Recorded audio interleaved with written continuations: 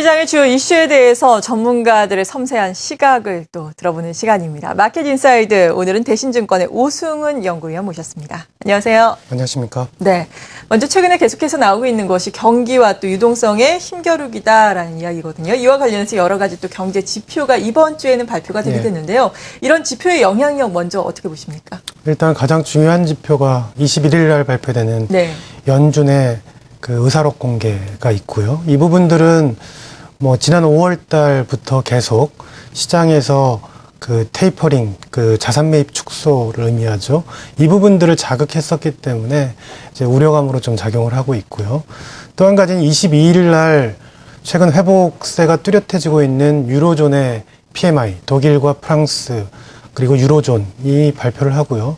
그리고 중국도 8월 달 PMI 예비치를 발표를 합니다. 근데 이제 지금 전망치는 전월 대비해서 또 상승하는 것으로 전망이 되고 있기 때문에 이런 이제 유로존 PMI와 중국 PMI가 예상대로 나온다면 21일 날 있는 유동성 축소와 관련된 우려들을 극복하는 재료로 작용할 수 있다라는 관점에서 여전히 이제 긍정적인 스탠스를 가지고 봐야 된다라고 보고 있습니다. 네. 그리고 요즘에 뭐 미국 증시 지금 나흘 연속 하락하고 있는데 하락의 원인이 QE 축소에 대한 우려감 때문입니다. 하지만 QE 축소와 관련해서 물론 계속해서 시장에 노이즈가 나오고 있는 상황이지만 지난 5월 말 6월에 나왔던 노이즈에 비해서는 좀 영향이 줄어든 양상이거든요. 이것이 앞서 말씀해 주신 유로존이라든지 중국의 경기 회복과 관련이 있다라는 이야기도 나오고 있던데 여기에 대해서는 어떻게 우리가 생각을 해봐야 될까요? 네, 그렇습니다. 5, 6월 달 테이퍼링 샥이 극대화된 것은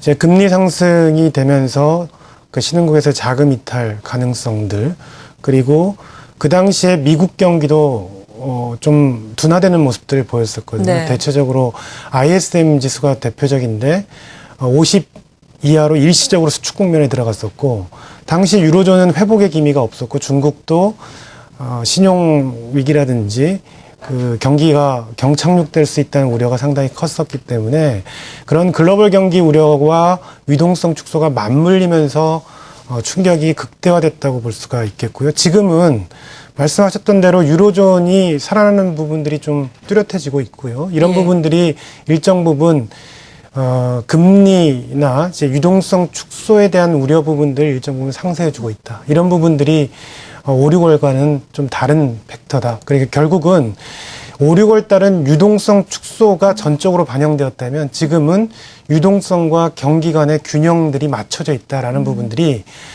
다른 점이라고 볼 수가 있습니다. 네, 유동성과 경기의 균형이 맞춰지고 있다라고 말씀해 주셨습니다.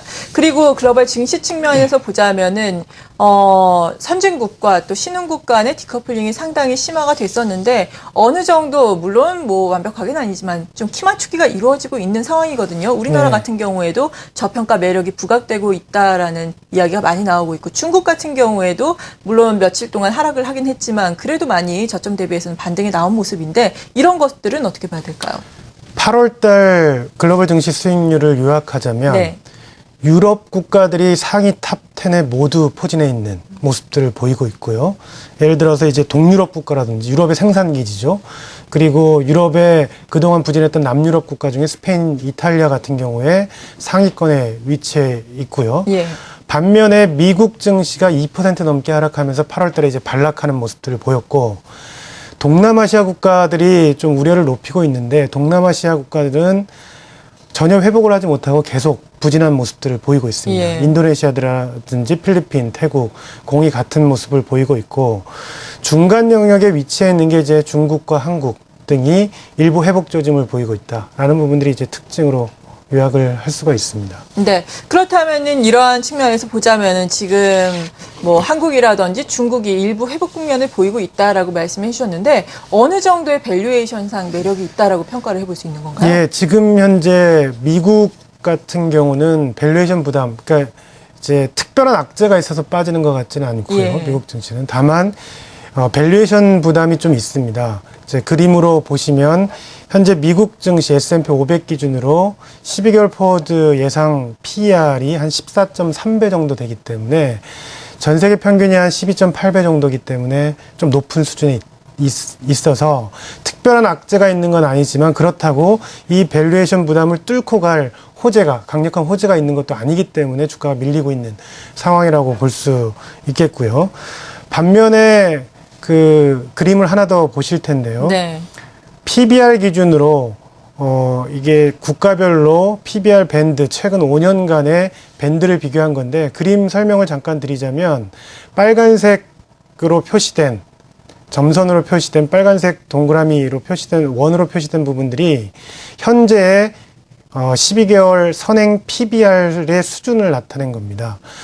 동남아시아 국가가 상당히 높습니다. 예, 그러니까 그러네요. 주가가 좀 부담스러운 수준. 그러니까 여러 가지 요인, 그 출구 전략에 대한 우려도 있지만 이 밸류 부담들도 동남아 증시는 상당히 높은 수준이다. 그리고 미국 같은 경우도 PBR 밸류에이션이 네 번째 보시면 이 빨간색이 역사적 상단 수준, 5년간의 역사적 상단 수준에 위치했기 때문에 다소 부담스러운 수준이고요. 낮은 국가들 보면 제일 끝에 보시면 스페인, 한국, 중국, 이탈리아 이런 나라들이 지난 5년간의 PBR 밴드 그리고 절대적인 지금 PBR 수준이 낮은 수준이어서 이러한 국가들 그 선진국 내에서도 밸류 부담이 높은 미국, 일본보다는 유럽에 대한 선호가 높아지고 있고 예. 그리고 신흥 국가 중에서도 밸류에이션 부담이 낮은 중국, 한국 같은 제조 중심의 수출 국가 이런 부분들에 대한 좀 주목하는 모습들이 나타나고 있다라고 볼 수가 있습니다. 네. 그렇다면 펀드 자금의 그러니까 글로벌 자금의 흐름을 보더라도 지금 이렇게 저 PBR 국가에 좀 몰리고 있다라고 봐도 되는 건가요? 예, 수치가 그렇습니다. 정확하게 어떻게 나오고 있죠? 대표적으로 이제 표를 하나 통해서 좀 예. 보여드리면요.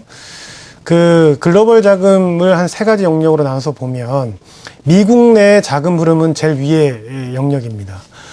먼저 보시면 채권형 펀드에서 자금 유출이 계속적으로 나타나고 있습니다. 그러네요. 예. 규모가 좀 줄고 있긴 하지만 그리고 이 채권에서 빠져나간 자금들이 5월, 6월 달은 MLF로 이동했다가 지금은 6월 말 그리고 8월 달 들어서는 주식으로 소폭 자금이 좀 이동되는 모습들이 좀 감지가 되고 있고요.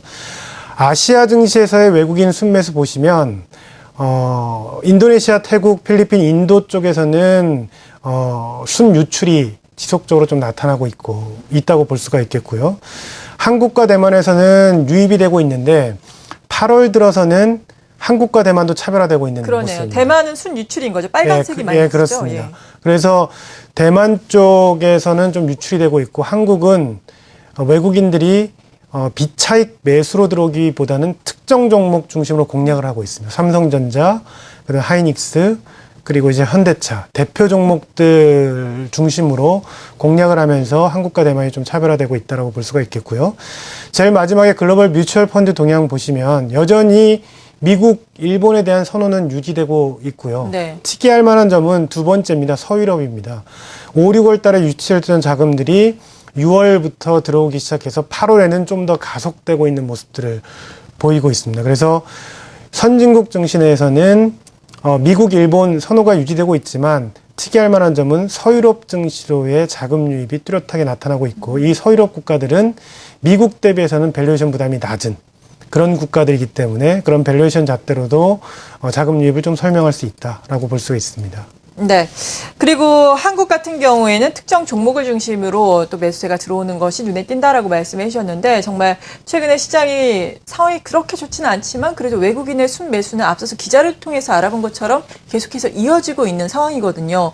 지금 외국인의 순매수가 5거래일 연속 이어지고 있고 지난 4거래일은 또 1,000억 원이 넘게 비교적 큰 폭으로 들어오면서 이것의 의미를 우리가 찾는 것이 중요할 것 같은데 앞으로 계속해서 이러한 대규모 순매수가 계속해서 이어질 수 있을까요?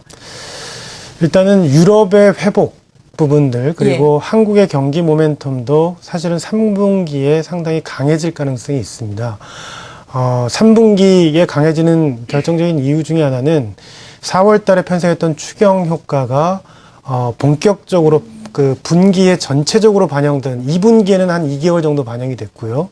3분기에는 풀리 반영이 되기 때문에 이 부분들이 좀 작용할 가능성이 높고 또한 기저효과가 상당히 클 걸로 예상합니다. 네. 설비 투자 같은 경우도 지난해 이제 기저 팩터 부분들이 상당히 강하게 작용하면서 두 자릿수의 성장을 예상하고 있기 때문에 유럽 경기의 모멘텀 그리고 한국 자체의 경기 모멘텀이 가장 크게 이제 부각될 수 있는 시기는 3분기다. 그렇기 때문에 그런 부분들에 대한 선제적인 베팅, 경기 모멘텀 그리고 PBR 밸류에이션 관점에서의 저평가 부분들이 외국인들의 순매수, 한국 대표 종목에 대한 순매수로 이어지고 있기 때문에 당분간은 좀 이어질 수 있고 이 부분들이 1900 이상에서의 안전판을 만들어줄 가능성이 높다라고 생각을 하고 있습니다. 네, 유럽이 어느 정도 회복이 되고 상품 가격이 반등을 하고 또 저 PBR이 부각되고 있다는 점을 우리가 또 8월에 특징으로 요약을 해볼 수 있겠는데 이렇게 우리나라 증시도 저평가 매력이 계속해서 부각이 된다면은 외국인이 앞서서 또 일정 종목으로 순매수가 들어온다라고 말씀해 주셨잖아요. 외국인이 매수하고 있는 종목을 따라가면 될까요? 아니면 어떤 기준을 세우고 개인의 입장에서는 투자를 해야 될까요? 섹터와 종목별로 말씀해 주시죠. 사실 그 외국인들이 이제 삼성전자, 현대차 기존의 주도주를 이제 사고 있는데 이 부분들이 시장을 끌어갈 가능성은 적다고 보고 있고요. 오히려 시장의 안전판 역할들. 삼성전자가 지난 7월 달에 전혀 지수 상승에 기여한 바가 없기 때문에 삼성전자가 올라줌으로 인해서 지수의 안전판을 만드는 역할들을 할 것 같고요. 오히려 상승하는, 주도하는 섹터들은 7월 달에 나타났던 소재 산업재 쪽에 상승이 예상을 하고 있습니다. 특히나 그 중에서도 여전히 아직까지 이제 PBR 매력이 있는 조선이라든지 건설 업종 그리고 철강 이런 부분들의 상승 여력이 좀 있다라고 생각을 하고 있고요. 그림 보시는 것처럼 이미 화학주들은 5년 중간값 대비 PBR 수준이 이미 그 수준까지 올라와 있고요. 지금 현재 중간값 대비 상당히 괴리가 벌어져 있는 업종들 보면 은행이라든지 조선 그리고 철강 이런 업종들이 아직 PBR 여력이 남아있다고 볼 수 있습니다. 그래서 저런 업종들 중심으로 종목들 중심으로 공략하는 게 지금 현재는 바람직한 전략이라고 보고 있습니다. 네, 잘 알겠습니다. 대신증권의 오승훈 연구위원과 함께 마켓 인사이드 또 꾸려나가 봤습니다. 고맙습니다. 네, 감사합니다.